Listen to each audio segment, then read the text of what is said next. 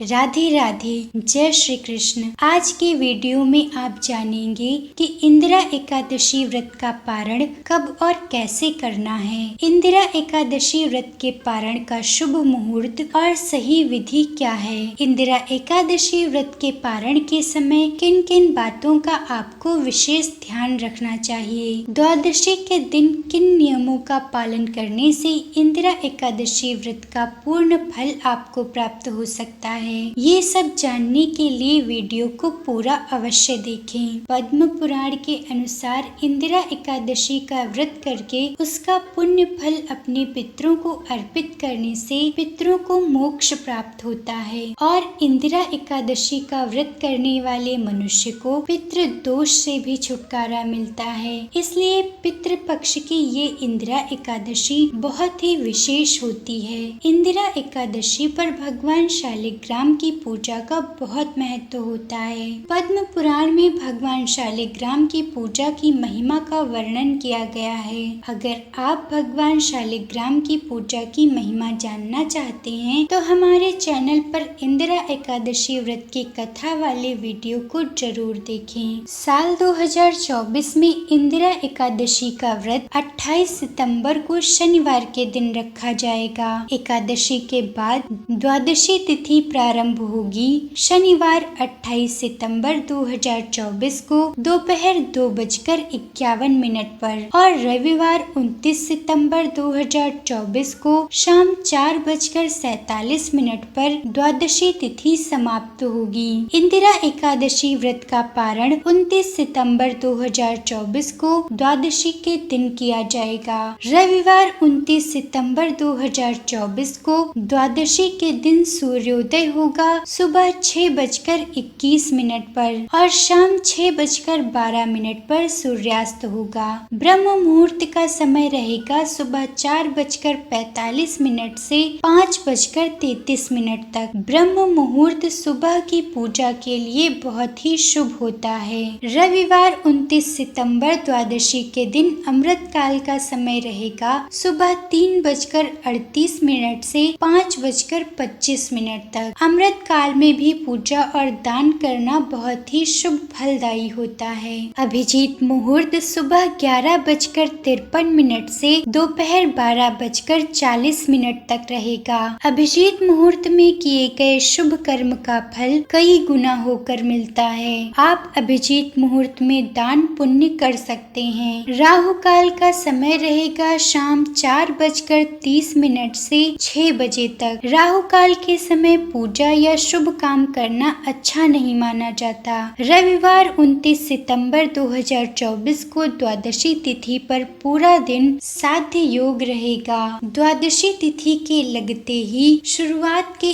1/4 समय यानी द्वादशी तिथि की शुरुआत के 4 से 5 घंटे को हरिवासर का समय कहा जाता है। हरिवासर के समय एकादशी व्रत का पारण नहीं किया जाता है। हरिवासर का समय समाप्त होगा 28 सितंबर 2024 को रात 8 बजे। इंदिरा एकादशी व्रत के पारण का शुभ मुहूर्त रहेगा रविवार 29 सितंबर 2024 को सुबह 6:21 से 9:05 तक। इसी शुभ मुहूर्त में आपको एकादशी व्रत का पारण करना चाहिए। आइए अब जानते हैं कि इंदिरा एकादशी व्रत का पारण आपको कैसे करना चाहिए। एकादशी व्रत के पारण के लिए आपको शुभ मुहूर्त का विशेष ध्यान रखना चाहिए, क्योंकि एकादशी व्रत का पारण अगर द्वादशी के दिन सुबह शुभ मुहूर्त में न किया जाए तो एकादशी व्रत का पूर्ण फल नहीं प्राप्त होता है। इसलिए एकादशी व्रत का पारण आपको द्वादशी के दिन सुबह शुभ मुहूर्त में ही करना चाहिए। एकादशी का व्रत करने के बाद द्वादशी के दिन सुबह जल्दी उठकर स्नान आदि से स्वयं को स्वच्छ कर लें। अगर आप द्वादशी के दिन सुबह ब्रह्म मुहूर्त में स्नान और पूजा करते हैं तो यह बहुत ही शुभ माना जाता है। स्नान करने के बाद आप सूर्य देव को जल अर्पित कर सकते हैं। इसके बाद घर के मंदिर में आकर सबसे पहले भगवान श्री गणेश जी की पूजा और ध्यान करना चाहिए, क्योंकि शिव महापुराण के अनुसार त्रिदेवों ने गणेश जी को ये वरदान दिया था कि जो कोई भी गणेश जी की पूजा सबसे पहले न करके किसी और देवता की पूजा करेगा तो उसे पूजा का कोई फल प्राप्त नहीं होगा।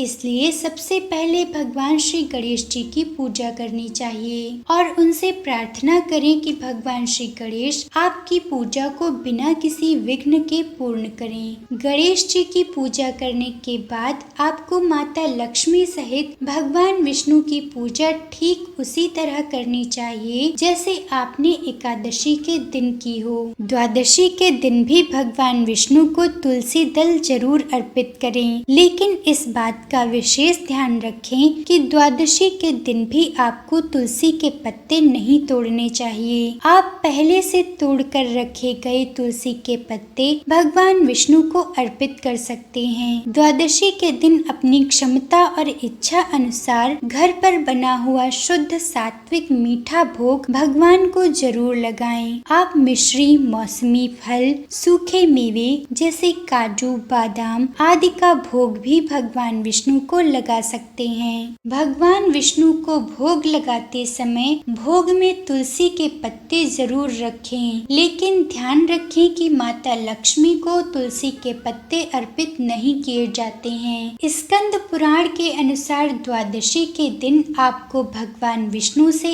इस प्रकार प्रार्थना करनी चाहिए। हे भगवान गरुड़ध्वज, आज सब पापों का नाश करने वाली पुण्यमयी पवित्र द्वादशी तिथि मेरे लिए प्राप्त हुई है। इसमें मैं पारण करूंगी, आप प्रसन्न होइए। इस प्रकार प्रार्थना करते हुए एकादशी व्रत में जाने अनजाने में हुई किसी भी भूल के लिए भगवान श्री हरि से क्षमा मांगनी चाहिए और साथ ही एकादशी व्रत को पूर्ण करने की और आपकी पूजा को स्वीकार करने की प्रार्थना भगवान श्री हरि विष्णु और माता लक्ष्मी से जरूर करनी चाहिए और साथ ही एकादशी व्रत को पूर्ण करने की और आपकी पूजा को स्वीकार करने की प्रार्थना भगवान श्री हरि विष्णु और माता लक्ष्मी से जरूर करनी चाहिए। भगवान विष्णु की पूजा करने के बाद तुलसी माता की पूजा और परिक्रमा करनी चाहिए। तुलसी माता को जल देते समय आप इस मंत्र का उच्चारण कर सकते हैं। महाप्रसाद जननी सर्व सौभाग्य वर्धिनी